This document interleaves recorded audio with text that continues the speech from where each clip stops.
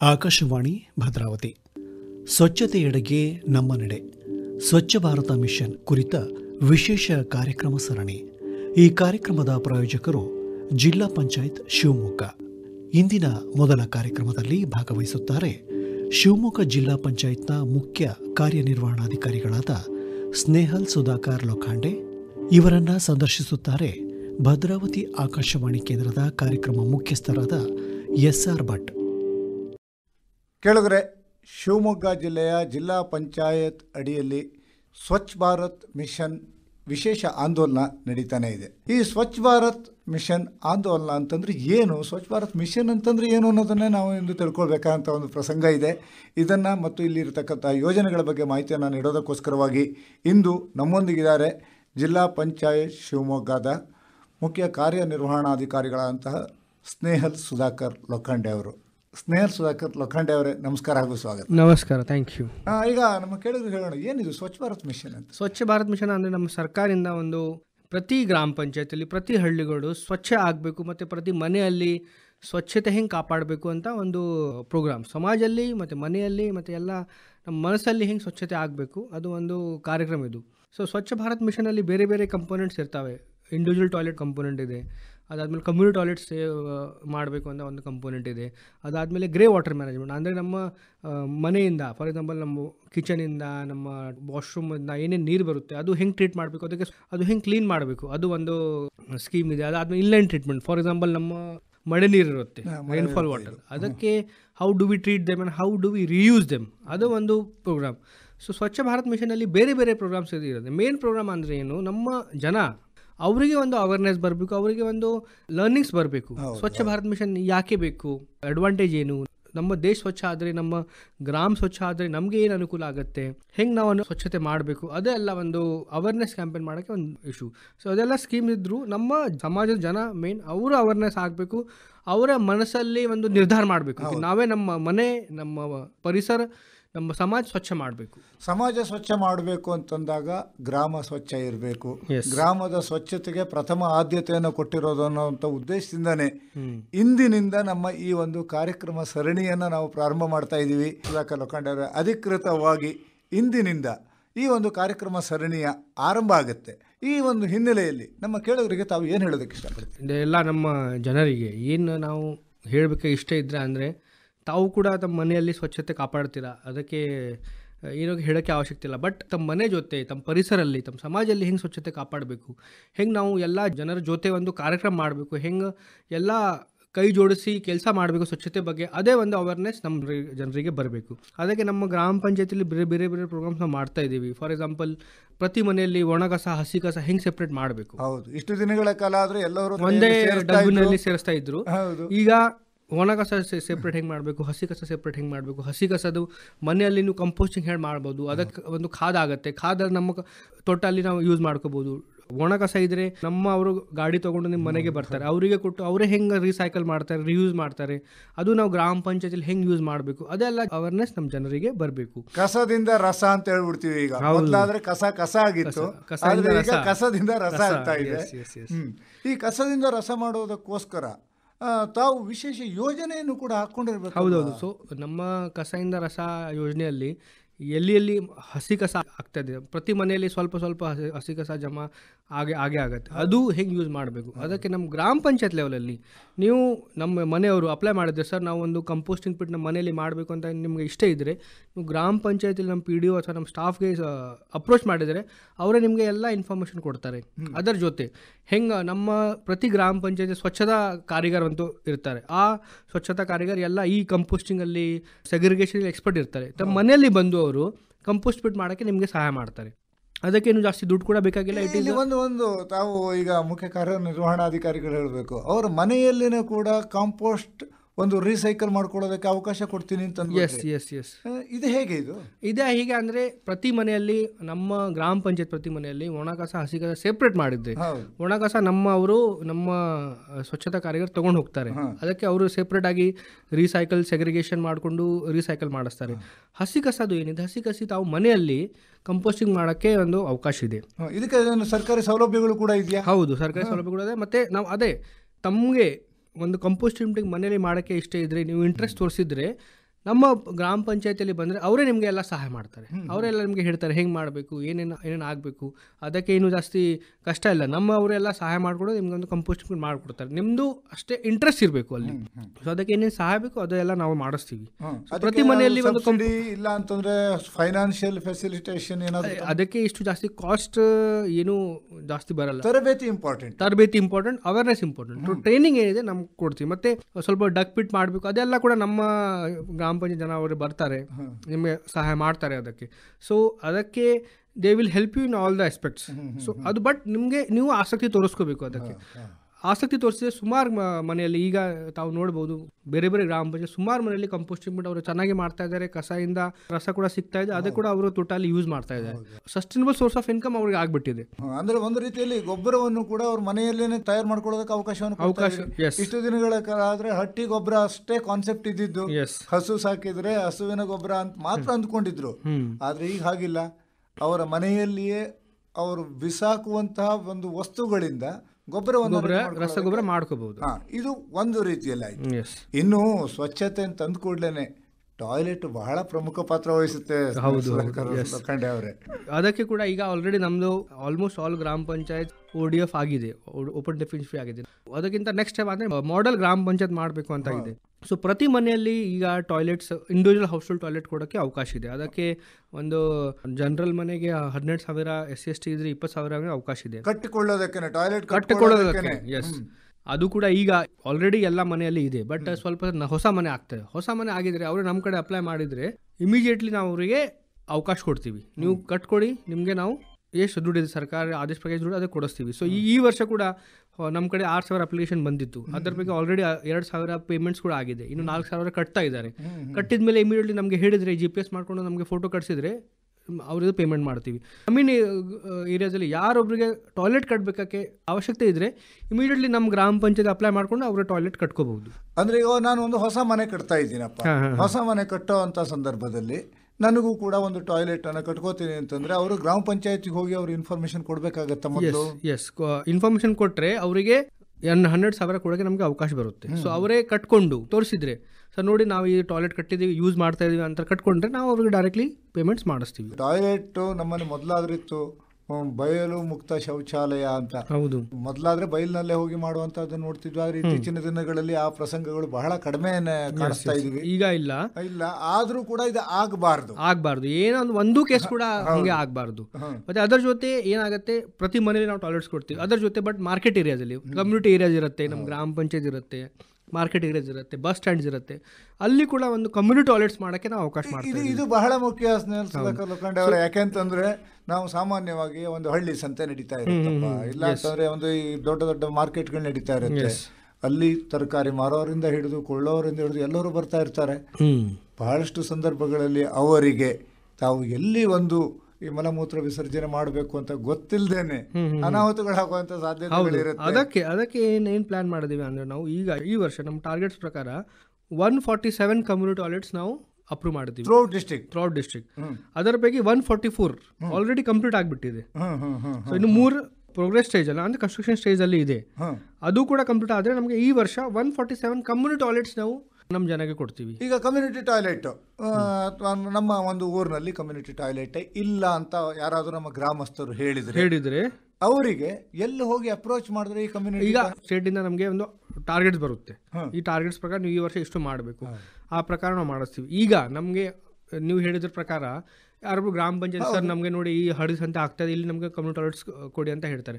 ಅವರೇ ನಮಗೆ ಅಪ್ಲಿಕೇಶನ್ ಕೊಟ್ಟರೆ ಇಮಿಡಿಯೇಟ್ಲಿ ನಾವು ಸರ್ಕಾರಕ್ಕೆ ಕಳಿಸ್ಕೊಂಡು ಅಲ್ಲಿಂದ ಅಪ್ರೂವಲ್ ತೊಗೊಂಡು ಬರ್ತೀನಿ, ಮತ್ತೆ ಅದು ಕೆಲಸ ಶುರು ಮಾಡ್ಕೊಂಡು. ಅಂದ್ರೆ ಯಾವುದೇ ಒಂದು ಗ್ರಾಮ ಪಂಚಾಯತಿಯಲ್ಲಿ ಒಂದು ಕಮ್ಯುನಿಟಿ ಟಾಯ್ಲೆಟ್ ಇಲ್ಲ ಅಂತಂದ್ರೆ ಅವಶ್ಯಕತೆ ಇದ್ರೆ ಇಮಿಡಿಯೇಟ್ಲಿ ನಮಗೆ ಹೇಳಿದ್ರೆ ನಾವು ಅದೇ ಕೂಡ ಸರ್ಕಾರಿ ಪ್ರೊಸೀಜರ್ ಪ್ರಕಾರದಿಂದ ಅದನ್ನ ಮಾಡಿಸ್ತೀವಿ. ನಾವು ಅವಶ್ಯಕತೆ ಇದೆ ಅಂತ ನಿಮ್ಗೆ ಕಂಡು ಬಂತು ಅಂತಂದ್ರೆ ನಾವೇ ಅದು ಇಮಿಡಿಯೇಟ್ಲಿ ಮಾಡಿಸ್ತೀವಿ. ಅದೇ ಪ್ರಕಾರ ಎಲ್ಲಿ ಅವಶ್ಯಕತೆ ಇದೆ ಅದೇ ನಮ್ಮ ಗ್ರಾಮ ಪಂಚಾಯತಿಂದ ಫೀಡ್ಬ್ಯಾಕ್ ತಗೊಂಡು ನಾವು ಆ ಜಾಗಕ್ಕೆ ಮಾಡಕ್ಕೆ ಪ್ರೋಗ್ರಾಮ್ಸ್ ಮಾಡ್ತಾ ಇದೀವಿ. ಇದು ಸ್ವಚ್ಛ ಭಾರತ್ ಅಡಿಯಲ್ಲಿ ಕೊಡತಕ್ಕಂತಹ 2ನೇ ಯೋಜನೆ ಆಯಿತು. ಹೌದು, ಯಾವ್ಯಾವ ಯೋಜನೆಗಳು ಇನ್ನು ಮತ್ತೆ ಗ್ರೇ ವಾಟರ್ ಮ್ಯಾನೇಜ್ಮೆಂಟ್ ಅಂದ್ರೆ ಬುದು ನೀರು ನಿರ್ವಹಣೆ. ಅಲ್ಲಿ ಏನಾಗುತ್ತೆ, ನಮ್ಮ ಇನ್ಸ್ಟಿಟ್ಯೂಷನ್ಸ್ ಇರುತ್ತೆ, ಹೋಟೆಲ್ಸ್ ಇರುತ್ತೆ, ಅಲ್ಲಿಂದ ಕಿಚನ್ ಇಂದ ನೀರು ಬರುತ್ತೆ, ಬಾತ್ರೂಮ್ ಇಂದ ನೀರು ಬರುತ್ತೆ. ಅದು that is called grey water.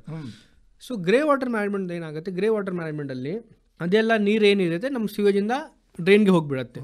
But ಅದು ಡ್ರೈನ್ಗೆ ಹೋದ್ಮೇಲೆ ನಮ್ಮ ನದಿಯಲ್ಲಿ ಅಥವಾ ರಿವರಲ್ಲಿ ಸೇರುತ್ತಾರೆ. ಬಟ್ ಅದೇ that is a impure water, it is a grey water, it is not a pure water. ಅದಕ್ಕಿಂತ ಏನಾಗ್ತಾ ಇತ್ತು ಅಂದರೆ ಅದೆಲ್ಲ ಗ್ರೇ ವಾಟರ್ ನಮ್ಮ ನದಿಗೆ ಸೇರಿದರೆ that river water was also getting polluted. ಇದು ನಮ್ಮ ಈ ಒಂದು ತುಂಗ ಭದ್ರಾ ಎರಡು ಇರುವಂತಹ ಏರಿಯಾ, ಎಸ್ಪೆಷಲಿ ಶಿವಮೊಗ್ಗದಲ್ಲಿ ನದಿ ನೀರಿಗೆ ಇವರು ಈ ತರದನ್ನ ಬಿಟ್ರೆ ಆಗುವಂತ ಅನಾಹುತ ದೊಡ್ಡದಲ್ವಾ? ಎಸ್ ಎಸ್, ಅದೇ ಸ್ಟಾಪ್ ಮಾಡಕ್ಕೆ ನಾವೇನ್ ಮಾಡ್ತೀವಿ, ಗ್ರೇ ವಾಟರ್ ಮ್ಯಾನೇಜ್ಮೆಂಟ್ ಅಂದರೆ ನಮ್ಮ ಫ್ಲೋ ಚಾನಲ್ ಏನಿದೆ, ಫಾರ್ ಎಕ್ಸಾಂಪಲ್ ಮನೆಯಿಂದ ನೀರು ನಮ್ಮ ಡ್ರೈನ್ಗೆ ಹೋದರೆ ಆ ಡ್ರೈನಲ್ಲಿನೇ through water hydration techniques, through ಬೇರೆ ಬೇರೆ ಟೆಕ್ನಿಕ್ಸಿಂದ, through mesh techniques, through segregate techniques, ಬೇರೆ ಬೇರೆ ಟೆಕ್ನಿಕ್ಸಿಂದ ನದಿ ಹೋಗುವವರೆಗೆ ಆ ಎಲ್ಲ ನೀರು ಪ್ಯೂರ್ ಆಗಿಬಿಡುತ್ತೆ, ಕ್ಲೀನ್ ಆಗಿಬಿಡುತ್ತೆ. ಸೊ ಅಲ್ಲಿ ಬೇರೆ ಬೇರೆ ಸ್ಟೇಜಸ್ ಇದೆ, 3 ಸ್ಟೇಜಸ್ ಇದೆ. ಒಂದು ಸೆಗ್ರಿಗೇಷನ್ ಇದೆ, ಒಂದು ಸೆಡಿಮೆಂಟೇಷನ್ ಇದೆ, ಅದಾದಮೇಲೆ ಮೆಶ್ ಟೆಕ್ನಿಕ್ಸ್ ಇದೆ. ಅದೆಲ್ಲ ಟೆಕ್ನಿಕ್ಸ್ ಯೂಸ್ ಮಾಡ್ತೀವಿ. ಸೊ ಫಾರ್ ಎಕ್ಸಾಂಪಲ್ ಒಂದು 100 ಮೀಟರ್ದು ನಮಗೆ ಸ್ಟ್ರೆಚ್ ಸಿಕ್ಕಿದ್ರೆ ಅಲ್ಲಿ ಫಸ್ಟ್ ಸ್ಟ್ರೆಚಲ್ಲಿ ಬೋಲ್ಡರ್ಸ್ ಹಾಕ್ಕೊಂಡು ಅದು ಪ್ಯೂರ್ ನೀರಿಗೆ ಸ್ವಲ್ಪ ಕ್ಲೀನ್ ಮಾಡ್ತೀವಿ. ಅದಾದಮೇಲೆ ಮೆಶ್ ಹಾಕ್ಕೊಂಡು ಏನು ಸೆಡಿಮೆಂಟೇಷನ್ ಮಾಡಿಕೊಂಡು ಅದು ಪ್ಯೂರ್ ಮಾಡ್ತೀವಿ. ಅದಾದಮೇಲೆ ಮೆಶ್ ಮಾಡ್ತೀವಿ.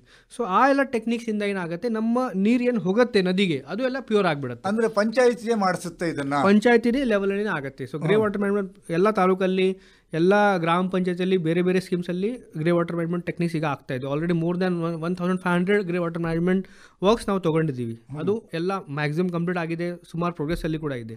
ಅದು ಆಗಿದ್ರೆ ಏನಾಗುತ್ತೆ, ನಮ್ಮ ನದಿಗೆ ನೀರು ಸೇರುತ್ತೆ, that should not be polluted. Pure water should be drain to the river. ಇಲ್ಲಿ ಬಹಳ ಪ್ರಮುಖವಂತದ್ದು ಸಾರ್ವಜನಿಕರಿಗೆ ಜಾಗೃತಿಯ ಅವಶ್ಯಕತೆ ಇದೆ, ತುಂಬಾ ಅವಶ್ಯಕತೆ. ಹೌದು, ಯಾಕೆಂತಂದ್ರೆ ಪಂಚಾಯತಿ ಮಾಡ್ತೆ ಅಂತ ಹೇಳ್ಬಿಟ್ಟು ನಮ್ಮ ಮನೇಲಿ ಸಿಕ್ಕಿದ್ದನ್ನೆಲ್ಲ ತಂದದೇ ಒಂದು ಗಟಾರಿಗೆ ಹಾಕ್ಬಿಟ್ವಿ ಅಂತಂದ್ರೆ ಅದರ ಅನಾಹುತ ಜಾಸ್ತಿ ಆಗತ್ತಲ್ವಾ? ಹೌದೌದು.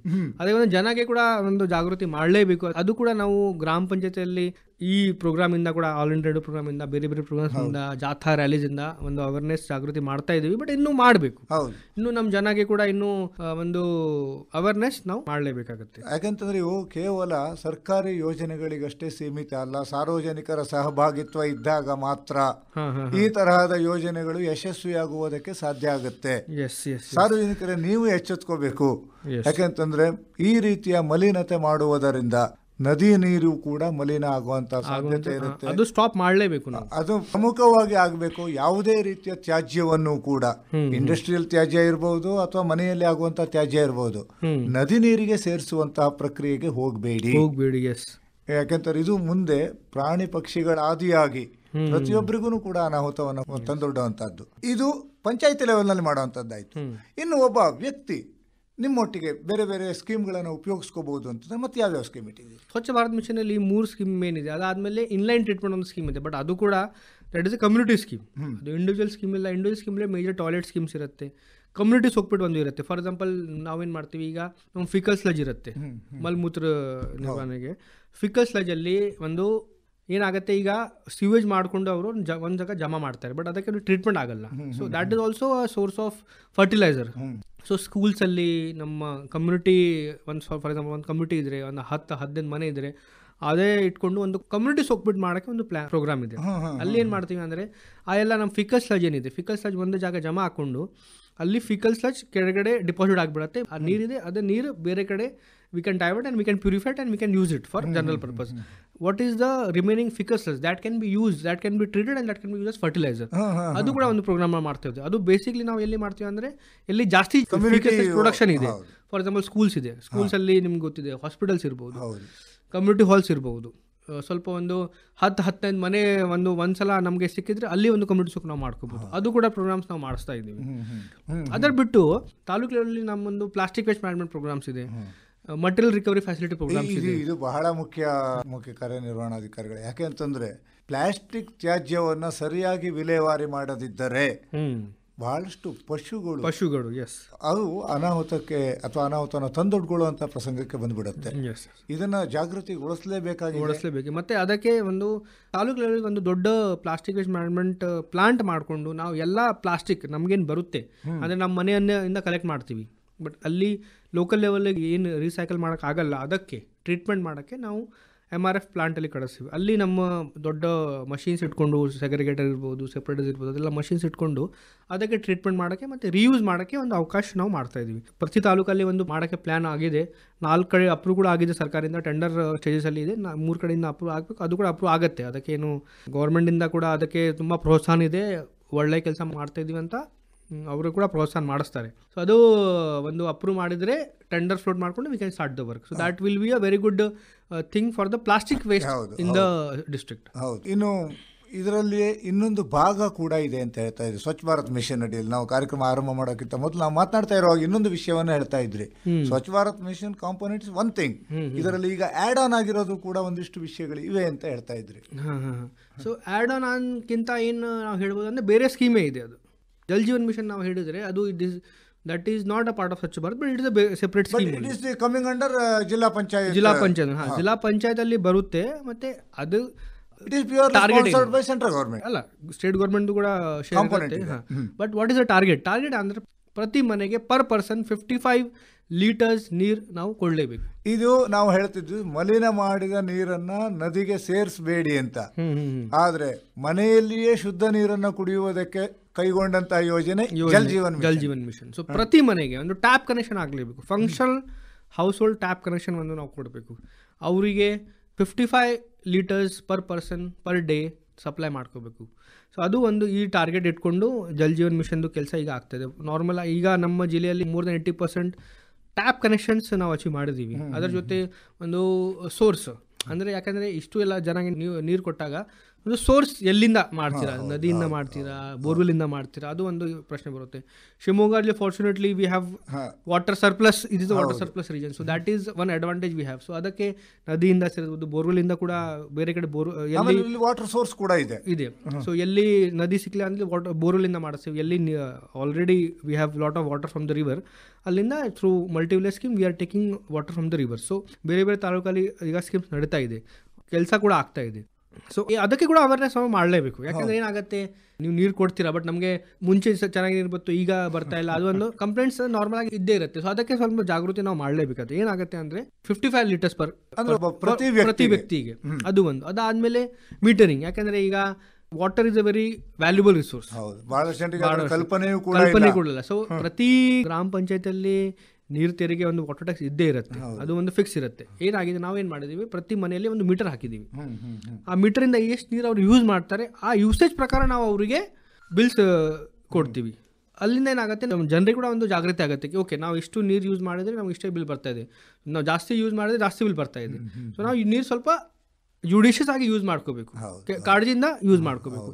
ಮತ್ತು ಎಷ್ಟು ನೀರು ಅವ್ರು ಯೂಸ್ ಮಾಡ್ತಾ ಇದ್ರೆ ಅಷ್ಟೇ ಅವ್ರಿಗೆ ಬಿಲ್ ಬರುತ್ತೆ. ಅಂದರೆ ಒಂದ್ಸಾರಿ ತಮಾಷೆಗೆ ನಮ್ಮ ಹಳ್ಳಿಗರು ಹೇಳೋದನ್ನ ಕೇಳ್ತಿದ್ವಿ, ಈ ಟ್ಯಾಪ್ ವಾಟರ್ಗಳು ಬರೇ ಸಿಟಿಯಲ್ಲೋ ಕಾರ್ಪೊರೇಷನ್ ಲೆವೆಲಲ್ಲಿ ಸಿಗ್ತಾ ಇತ್ತು, ನಮ್ಮ ಹಳ್ಳಿ ಮನೆಗಳಿಗೆ ನಾವು ಬಾವಿ ನೀರನ್ನು ಕೊಳಾಯಿ ನೀರನ್ನು ಕುಡಿಯೋದಕ್ಕೆ ಆಗ್ತಿರ್ಲಿಲ್ಲ ಅಂತ.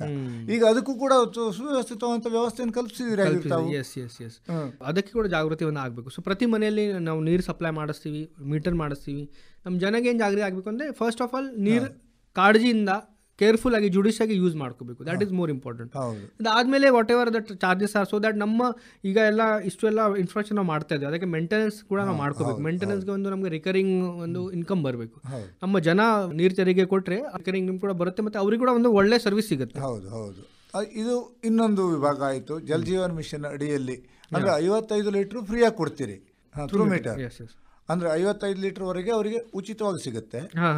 55 ಲೀಟರ್ಗಿನ್ನ ಜಾಸ್ತಿ ಅವರು ಉಪಯೋಗ ಮಾಡಿದಂಥ ಸಮಯದಲ್ಲಿ ಅವರು ಅದಕ್ಕೆ ಬಿಲ್ಲನ್ನು ಕೂಡ ಕೊಡಬೇಕಾಗುತ್ತೆ. ಅದು ಅವ್ರ ಮನೆಯಲ್ಲಿ ಏನು ಮೀಟರ್ ಏನು ಎಷ್ಟು ಯೂಸ್ ಮಾಡ್ತಾರೆ ಅಷ್ಟೇ ಬಿಲ್ ಅವರಿಗೆ ಬರುತ್ತೆ. ಜಾಸ್ತಿ ಇದ್ರೆ ಜಾಸ್ತಿ, ಕಡಿಮೆ ಇದ್ರೆ ಕಡಿಮೆ ಅಂತ ಏನು ಇದು ಇಲ್ಲ. ಇನ್ನು ಒಂದು ಸ್ನೇಹಿತ ಸುಧಾಕರ್ ಲೋಖಂಡೆ ಅವರು, ತಾವು ಮುಖ್ಯ ಕಾರ್ಯನಿರ್ವಹಣಾಧಿಕಾರಿಗಳಾಗಿ ನಮ್ಮ ಕೇಳುಗರಿಗೆ ಹೇಳಬೇಕು, ಬರದ ಛಾಯೆ ಹೌದು ಇಡೀ ರಾಜ್ಯದಾದ್ಯಂತ ಕಾಣಿಸ್ಕೊಂಡಿದೆ. ಸುಮಾರು 200ರಷ್ಟು ಜಿಲ್ಲೆಗಳು ಕೂಡ ಬರದ ಛಾಯೆ ಅಡಿಯಲ್ಲಿ ಬರ್ತಾ ಇವೆ. ಅದಕ್ಕೆ ತಮ್ಮ ಒಂದು ಕಾರ್ಯ ಬಹಳ ಪ್ರಮುಖವಾಗಿರುತ್ತೆ. ಅದರಲ್ಲಿಯೂ ಜಿಲ್ಲಾ ಪಂಚಾಯಿತಿ ಇದಕ್ಕೆ ಮುಖ್ಯವಾದಂಥ ಒಂದು ನೇತೃತ್ವವನ್ನು ವಹಿಸಿರುತ್ತೆ. ನಮ್ಮ ಶಿವಮೊಗ್ಗದಲ್ಲಿ ಹೇಗಿದೆ? ನಮ್ಮ ಶಿವಮೊಗ್ಗದಲ್ಲಿ ಕೂಡ ನಮ್ಮ ಸರ್ಕಾರ ಆದೇಶ ಪ್ರಕಾರ ಬರ ಪೀಡಿತ ಆಗಿದೆ ಅಂತ ಆರ್ಡರ್ ಬಂದಿದೆ. ಕುಡಿಯೋ ನೀರು ಬಗ್ಗೆ ಏನು ನೀವು ಮಾಡ್ತಾ ಇದ್ದೀರ ಅಂತ ನಮಗೆ ಒಂದು ಟಾಸ್ಕ್ ಇದೆ. ಸೊ ಏನು ನಾವು ಮಾಡಿದ್ವಿ, ಪ್ರತಿ ಗ್ರಾಮ ಪಂಚಾಯತಿಂದ ಒಂದು ಕಂಟಿಂಜೆನ್ಸಿ ಆ್ಯಕ್ಷನ್ ಪ್ಲ್ಯಾನ್ ನಾವು ಆಲ್ರೆಡಿ ಮಾಡಿದ್ದೀವಿ. 15 ತಾರೀಕು ನಮಗೆ ಎಲ್ಲರಿಗೆ ಸಿಕ್ಕಿದೆ. ಅಂದರೆ ಈಗ ಫೆಬ್ರವರಿ, ಮಾರ್ಚ್, ಏಪ್ರಿಲ್, ಮೇ ಅಲ್ಲಿ ಏನು ನಿಮಗೆ ನೀರು ಕುಡಿಯೋ ನೀರು ಸಮಸ್ಯೆ ಬರ್ಬೋದು, ಬೇಸಿಗೆ ಆಗ್ಬೋದು, ಎಲ್ಲಿ ಸಮಸ್ಯೆ ಬರ್ಬೋದು, ಅದಕ್ಕೆ ನಿಮಗೆ ಏನು ಬೇಕಾ ಅದೆಲ್ಲ ಪ್ಲ್ಯಾನ್ ಅವರೇ ಮಾಡಿದ್ದಾರೆ. ಆ ಪ್ಲ್ಯಾನ್ ಮಾಡಿಕೊಂಡು ಪ್ರತಿ ಗ್ರಾಮ ಪಂಚಾಯತ್ ಆ ಕಂಟಿನ್ಯೂಸ್ ಅಸೆಸ್ಮೆಂಟ್ ತೊಗೊಂಡು ನಮ್ಮ ತಾಲೂಕು ಪಂಚಾಯತಿಯಲ್ಲಿ ಒಂದು ಟಾಸ್ಕ್ ಫೋರ್ಸ್ ಕಮಿಟಿಯಲ್ಲಿ ಒಂದು ಪ್ಲ್ಯಾನ್ ಆಗುತ್ತೆ. ಸೊ ಆ ಟಾಸ್ಕ್ ಫೋರ್ಸ್ ಕಮಿಟಿಯಲ್ಲಿ ನಮ್ಮ ತಹಶೀಲ್ದಾರ್ ಇರ್ತಾರೆ, ಇಒ ಇರ್ತಾರೆ, ನಮ್ಮ ಶಾಸಕರು ಇರ್ತಾರೆ, AW rural water supply engineer ಇರ್ತಾರೆ, ಎಲ್ಲ ಇರ್ತಾರೆ. ಅವರು ಒಂದು ಕೂತ್ಕೊಂಡು ಪ್ರತಿ ಗ್ರಾಮ ಪಂಚಾಯತ್ ಪ್ಲ್ಯಾನ್ ಫೈನಲ್ ಮಾಡ್ತಾರೆ. ಆ ಪ್ಲ್ಯಾನ್ ಫೈನಲ್ ಮಾಡಿಕೊಂಡು ನಮಗೆ ಕಳಿಸ್ತಾರೆ. ಸೊ ಆ ಪ್ಲ್ಯಾನ್ ಪ್ರಕಾರ ಏನೇನು ರಿಕ್ವೈರ್ಮೆಂಟ್ಸ್ ಇದೆ, ಎಲ್ಲೆಲ್ಲಿ ರಿಕ್ವೈರ್ಮೆಂಟ್ಸ್ ಇದೆ, ಆ ಪ್ರಕಾರ ನಾವು ಪ್ಲ್ಯಾನ್ ಆಲ್ರೆಡಿ ಮಾಡಿದ್ದೀವಿ. ಈಗ ಆ್ಯಸ್ ಆಫ್ ಟುಡೇ ನಾವು ನೋಡಿದರೆ ಎಲ್ಲಿ ಸಮಸ್ಯೆ ಇಲ್ಲ, ಕುಡಿಯೋ ನೀರು ಮೇಜರ್ ಸಮಸ್ಯೆ ಎಲ್ಲಿ ಇಲ್ಲ. ಬಟ್ ನಾವು ಬರಬಹುದು ಫೆಬ್ರವರಿ, ಮಾರ್ಚ್, ಏಪ್ರಿಲ್ ಅಲ್ಲಿ ಡೆಫಿನೆಟ್ಲಿ ಬರಬಹುದು. ಅದಕ್ಕೆ ನಾವು ಈಗಲೇ ಈ ತಿಂಗಳಲ್ಲೇ ರೆಡಿ ಆಗಿಬಿಟ್ಟಿದ್ದೀವಿ. ಎಲ್ಲಿ ಸಮಸ್ಯೆ ಬರುತ್ತೆ ಇಮಿಡಿಯೇಟ್ಲಿ ನಾವು ಒಂದು ಸೊಲ್ಯೂಷನ್ ಮಾಡಿಕೊಂಡು immediately we will resolve that issues. ಅಂದ್ರೆ ಬರ ಬಂದಿದೆ, ಬರೋಕ್ಕಿಂತ ಮೊದಲು ನಾವು ಒಂದು ಹಿಂದಿನ ಕಾರ್ಯಕ್ರಮದಲ್ಲಿ ಹೇಳಿದ್ವಿ, ನಿಮ್ಮ ಊರಿನಲ್ಲಿ ನೀವು ರೈನ್ ವಾಟರ್ ಹಾರ್ವೆಸ್ಟಿಂಗ್ ನೀವು ನಿಭಾಯಿಸುವುದಕ್ಕೆ ಸಾಧ್ಯ ಆಗುತ್ತೆ ಅಂತ. ಹೌದು, ಅದು ಕೂಡ ನಿಮ್ಮಲ್ಲಿ ಇರಬೇಕಲ್ವ ಸ್ಕೀಮ್? ಹೌದು. ಸೊ ರೈನ್ ವಾಟರ್ ಹಾರ್ವೆಸ್ಟಿಂಗ್ ಕೂಡ ಆಲ್ರೆಡಿ ಸುಮಾರು ಗ್ರಾಮ ಪಂಚಾಯತ್ ಆಗ್ತಾ ಇದೆ. ನರೇಗಾ ಅಲ್ಲಿ ಕೂಡ ನಮಗೆ ರೈನ್ ವಾಟರ್ ಹಾರ್ವೆಸ್ಟಿಂಗ್ ಅವರು ಕೇಳ್ತಾ ಇದ್ದಾರೆ. ಸೊ ಅದು ಕೂಡ ನಾವು ಅಪ್ರೂವ್ ಮಾಡಿಸ್ಕೊಂಡು ನಿಮ್ಮ ಗ್ರಾಮ ಪಂಚಾಯತಿಯಲ್ಲಿ ಎಲ್ಲಿ ಅವಕಾಶ ಇದೆ ಅಲ್ಲಿ ನೀವು ರೈನ್ ವಾಟರ್ ಹಾರ್ವೆಸ್ಟಿಂಗ್ ಮಾಡಿಕೊಡಿ ಅಂತ ಎಲ್ಲರಿಗೆ ನಾವು ಆರ್ಡರ್ ಇಶ್ಯೂ ಮಾಡಿದ್ದೀವಿ. ಸೊ ಅದು ಕೂಡ ಒಂದು ದೊಡ್ಡ ಒಳ್ಳೆ ಪ್ರೋಗ್ರಾಮ್ ಆಗುತ್ತೆ. ಅದು ಕೂಡ ಮತ್ತೆ ಈಗ ಕೂಡ ಬೋರ್ವೆಲ್ ರೀಚಾರ್ಜಿಂಗ್ ಅಂದರೆ ರೀಡ್ರಿಲ್ಲಿಂಗ್ ಬೋರ್ವೆಲ್, ರೀಚಾರ್ಜಿಂಗ್ ಬೋರ್ವೆಲ್, ಅದು ಕೂಡ ನಾವು ಪ್ರೋಗ್ರಾಮ್ಸ್ ನರೇಗಾ ಅಲ್ಲಿ ಮತ್ತು ಬೇರೆ ಬೇರೆ ಸ್ಕೀಮ್ಸಲ್ಲಿ ಮಾಡ್ತಾ ಇದ್ದೀವಿ. ಅಲ್ಲಿಂದ ಕೂಡ ನಮಗೆ ಗ್ರೌಂಡ್ ವಾಟರ್ ರೀಚಾರ್ಜ್ ಆಗುತ್ತೆ. ಸೊ ಅದೆಲ್ಲ ಪ್ರಿಪ್ರೇಷನ್ ನಾವು ಯಾಕೆ ಮಾಡ್ತೀವಿ ಅಂದರೆ ಬೇಸಿಗೆ ಕಾಲದಲ್ಲಿ ನಮಗೆ ನೀರು ಜಾಸ್ತಿ ಸಮಸ್ಯೆ ಬರಬಾರ್ದು ಅಂತ. So that we are already prepared for that upcoming situation. ನೀರಿನ ಸಮಸ್ಯೆ ಬರದೇ ಇರೋದಕ್ಕೆ ಮುನ್ನೆಚ್ಚರಿಕೆಯ ಕ್ರಮವಾಗಿ ಈ ರೀತಿ ಮಾಡಿದ್ದೀರಿ. ನಾವು ಮಾತನಾಡ್ತಾ ಇರ್ಬೇಕಿದ್ರೆ ನರೇಗಾ ಅಂತ ಹೇಳಿದ್ರಿ. ಹೌದೌದು. ನರೇಗಾದಲ್ಲಿ ಈ ಸಾರಿ ಒಂದಿಷ್ಟು ಅಡಿಷನಲ್ ಬೆನಿಫಿಟ್ ಅನ್ನು ಕೊಟ್ಟಿದ್ದೀವಿ ಅಂತ ಕೇಳಿದ್ದೀವಿ. ಈಗ ಆ್ಯಕ್ಚುಲಿ ಅಡಿಷನಲ್ ಬೆನಿಫಿಟ್ ಅಂದರೆ ಮೇನ್ಲಿ ನಾವು ನರೇಗಾಲಿ ಏನು ಫೋಕಸ್ ಮಾಡಿದ್ದೀವಿ ಅಂದರೆ ನಮ್ಮ ಗ್ರೌಂಡ್ ವಾಟರ್ ರೀಚಾರ್ಜ್ ಮತ್ತು ರೈನ್ ವಾಟರ್ ಹಾರ್ವೆಸ್ಟಿಂಗ್ದು ಏನೇನು ಪ್ರೋಗ್ರಾಮ್ ಮಾಡ್ಕೋಬೋದು ಅದರ ಮೇಲೆ ಫೋಕಸ್ ಮಾಡ್ತೀವಿ. ಸೊ ಸುಮಾರು ಗ್ರಾಮ ಪಂಚಾಯತ್ಲಿ ನಾವು ಇನ್ಸ್ಟ್ರಕ್ಷನ್ಸ್ ಕೊಟ್ಟಿದ್ದೀವಿ. ನಿಮ್ಮ ಕಡೆ ಬೋರ್ವೆಲ್ ರೀಚಾರ್ಜಿಂಗ್ಗೆ, ಪಿಟ್ ರೀಚಾರ್ಜಿಂಗ್ಗೆ, ತೆರೆದ ಬಾವಿದೆ ಏನಾದರೂ ಪ್ರೋಗ್ರಾಮ್ ಇದ್ದರೆ ಅಥವಾ ರೈನ್ ವಾಟರ್ ಹಾರ್ವೆಸ್ಟಿಂಗ್ ಪ್ರೋಗ್ರಾಮ್ ನಿಮ್ಮದು ಪ್ಲಾನ್ ಇದ್ದರೆ ನೀವು ನಮಗೆ ಕಳಿಸ್ಕೊಡಿ, ನಾನು ಅಪ್ರೂವ್ ಮಾಡಿಸ್ತೀನಿ. ಸೊ ಸುಮಾರು ಗ್ರಾಮ ಪಂಚಾಯತ್ ನಮ್ಗೆ ಒಂದು ಒಳ್ಳೆ ರೆಸ್ಪಾನ್ಸ್ ಸಿಕ್ಕಿದೆ. ಅವ್ರು ಹೇಳಿದೆ, ಸರ್ ನಮ್ಮ ಕಡೆ ಕುಡಿಯೋ ನೀರು ಸಮಸ್ಯೆ ಬರ್ಬೋದು, ಅದಕ್ಕೆ ಸರ್ ತಾವು ಒಂದು ಬೋರ್ವೆಲ್ ರೀಚಾರ್ಜ್ ನಮ್ಮದು ಮಾಡಿಕೊಡಿ. ನಾನು ಹೇಳಿದೆ ಓಕೆ, ನಮ್ಮ RWS ಇಂದ ವೆರಿಫೈ ಮಾಡಿಕೊಂಡು ನಾವು ಅವರಿಗೆ ಅದು ಬೋರ್ವೆಲ್ ರೀಚಾರ್ಜ್ ಪಿಟ್ಸ್ದು ಪ್ರೋಗ್ರಾಮ್ಸ್ ಅಪ್ರೂವ್ ಮಾಡಿದ್ದೀವಿ. ಸೊ ಬೇರೆ ಬೇರೆ ಗ್ರಾಮ ಪಂಚಾಯತಿಯಲ್ಲಿ ಏನೇನು ಕುಡಿಯೋ ನೀರು ಸಮಸ್ಯೆ ಬರ್ಬೋದು ಅಂತ ಒಂದು ಪ್ಲಾನ್ ಮಾಡಿದರೆ ನಮಗೆ ಕೂಡ ಅನುಕೂಲ ಆಗಿದೆ. ಅವರು ಕೂಡ ಪ್ರಿಪೇರ್ ಆಗ್ತಾರೆ, ನಾವು ಕೂಡ ಪ್ರಿಪೇರ್ ಆಗ್ತೀವಿ. So that we can plan in advance and we can do the needful work. ಅವರಿಗೆ ಸಮಸ್ಯೆ ಇಲ್ಲದೆ ಇರೋ ಥರದಲ್ಲಿ ಸಮಸ್ಯೆಯನ್ನು ಬಗೆಹರಿಸ್ಕೊಳ್ಳೋದಕ್ಕೆ ಅವಕಾಶವನ್ನು ಕೊಟ್ಬಿಟ್ಟಿದ್ದೀರಿ. ಇಲ್ಲಿ ಏನು ಸಮಸ್ಯೆ ಇಲ್ಲ. ಆದರೆ ಈಗ ನಾವು ದುಡಿತೀವಿ, ನಮ್ಗೆ ಕೆಲಸ ಇಲ್ಲ ಅನ್ನೋವಂಥ ಒಂದಿಷ್ಟು ಮಾತುಗಳು ಕೇಳಿಬರುತ್ತೆ. ಜಿಲ್ಲಾ ಪಂಚಾಯಿತಿ ದುಡಿಯುವ ಕೈಗಳಿಗೆ ಕೆಲಸ ಕೊಡುವುದಕ್ಕಾಗಿಯೇ ವಿಶೇಷ ಯೋಜನೆಯನ್ನೇ ಮಾಡಿದೆಯಲ್ವಾ? ಸೊ ಅದೇ ನರೇಗಾ ಅಲ್ಲಿ ಆಲ್ರೆಡಿ 100 days ಕೆಲಸ ನಾವು ಕೊಡ್ತಾ ಇದ್ದೀವಿ. ಆದರೂ ಕೂಡ ಯಾರೊಬ್ರು ಹೇಳಿದರೆ ಸರ್ ನಮಗೆ ಕೆಲಸ ಸಿಗ್ತಾ ಇಲ್ಲ ಅಂತ ನಾವು ಹೇಳಿದರೆ ನಮ್ಮ ಕಡೆ ಗ್ರಾಮ ಪಂಚಾಯತಿಂದ ಒಂದು ಠರಾವ್ ಮಾಡಿಕೊಂಡು ಸರ್ ಈ ಕೆಲಸ ನಾವು ನಮ್ಮ ಗ್ರಾಮ ಪಂಚಾಯತಿಲಿ ಮಾಡ್ಕೋಬೋದು, ಇಲ್ಲಿ ನಮ್ಮ ಲೇಬರ್ ಎಂಗೇಜ್ ಮಾಡ್ಕೋಬೋದು ಅಂತ ಬಂದಿದ್ದರೆ ಅದು ನಾವು ಕೆಲಸ ಅವರಿಗೆ ಕೊಡ್ಬೋದು. ಈಗ ಕೂಡ ಪ್ರತಿ ತಾಲೂಕಿಂದ ಸುಮಾರು ಗ್ರಾಮ ಪಂಚಾಯತಿಂದ ನಮಗೆ ಸರ್ ಈ ನಮ್ಮ ಗ್ರಾಮ ಪಂಚಾಯತಿ ಈ ಕೆಲಸಕ್ಕೆ ಡಿಮಾಂಡ್ ಇದೆ, ಅದು ತಾವು ಕೊಡಿ ಸರ್, ಈ ಕೆಲಸಕ್ಕೆ ಡಿಮಾಂಡ್ ಅದು ತಾವು ಕೊಡಿ ಸರ್ ಅಂತ ಹೇಳಿದರೆ ನಮ್ಮ ರೂಲ್ಸ್ ಪ್ರಕಾರ ನರೇಗಾ ರೂಲ್ಸಲ್ಲಿ ಏನೇನು ಬರುತ್ತೆ ಹಾಗೆ ನೋಡಿಕೊಂಡು ಅವಕಾಶ ಇದ್ದರೆ ಇಮಿಡಿಯೇಟ್ಲಿ ಅವರಿಗೆ ಅಪ್ರೂವ್ ಮಾಡ್ತಾ ಇದ್ದೀವಿ. ಸೊ ಲೇಬರ್ ಕೆಲಸ ಇಲ್ಲ ಅಂತ ಯಾರದು ಲೇಬರ್ದು ಕಂಪ್ಲೇಂಟ್ಸ್ ಇಲ್ಲ. ಸ್ವಲ್ಪ ಕಡೆ ಈ ಕೆಲಸ ಬಿಟ್ಟು ಈ ಕೆಲಸ ಕೊಡಿ ಅಂತ ಒಂದು ಇರುತ್ತೆ, ಅದು ಎಲ್ಲ ನಾವು ಗ್ರಾಮ ಪಂಚಾಯತ್ ಲೆವೆಲಲ್ಲಿ ಮ್ಯಾನೇಜ್ ಮಾಡ್ಕೋಬಹುದು. ಇದು ನರೇಗಾದಲ್ಲಿರತಕ್ಕಂಥ ಒಂದು ಬಹಳ ಪ್ರಮುಖವಾದಂಥ ಅಂಶ. ಅವರ ಮನೆಯ ಕೆಲಸವನ್ನು ಅವರು ಮಾಡಿಕೊಳ್ಳೋದಕ್ಕೆ ಸರ್ಕಾರ ಅವರಿಗೆ ಹಣವನ್ನು ಕೊಡ್ತಾ ಇರುವಂಥದ್ದು ಬಹಳ ಪ್ರಮುಖ ಅಲ್ವಾ? ಹೌದು ಹೌದು ಹೌದು, ಎಸ್, ಬಹಳ ಪ್ರಮುಖ. ಮತ್ತು ಈಗ ರೈತರಿಗೆ ಕೆಲಸ ಸ್ವಲ್ಪ ಲೇಬರಿಗೆ ಕೆಲಸ ಸಿಗಲ್ಲ, ಅದಕ್ಕೆ ಅವರು ನರೇಗಾ ಅಲ್ಲಿ ಬರ್ತಾರೆ. ನರೇಗಾಲಿ ನಾವು ಅವ್ರಿಗೆ ಕೆಲಸ ಕೊಡಲೇಬೇಕು, ಅದು ನಮ್ಮ ಡ್ಯೂಟಿ. ಆಲ್ರೆಡಿ ಒಂದು ಜಾಬ್ ಕಾರ್ಡ್ ಇದ್ದೇ ಇರುತ್ತೆ, ಜಾಬ್ ಕಾರ್ಡ್ ಇದ್ದೇ ಇರುತ್ತೆ, ಅವ್ರಿಗೆ ಕೆಲಸ ಡಿಮಾಂಡ್ ಇದ್ದೇ ಇರುತ್ತೆ. ಸೊ ಡಿಮಾಂಡ್ ಇದ್ರೆ ಎಲ್ಲಿ ಡಿಮಾಂಡ್ ಅಂದ್ರೆ ಅಲ್ಲಿ ನಾವು ಕೆಲಸ ಕೊಟ್ಬಿಡ್ತೀವಿ. ಆಮೇಲೆ ನರೇಗಾದಲ್ಲಿ ಸ್ವಲ್ಪ ಅವರಿಗೆ ಮೊದಲು ಕೊಡ್ತಾ ಇರತಕ್ಕಂತಹ ಹಣದಲ್ಲಿಯೂ ಕೂಡ ಸ್ವಲ್ಪ ಜಾಸ್ತಿ ಆಗಿದೆ ಅಂತ. ಹೌದು, 316 ಈಗ ಆಗಿದೆ per day work what is doing.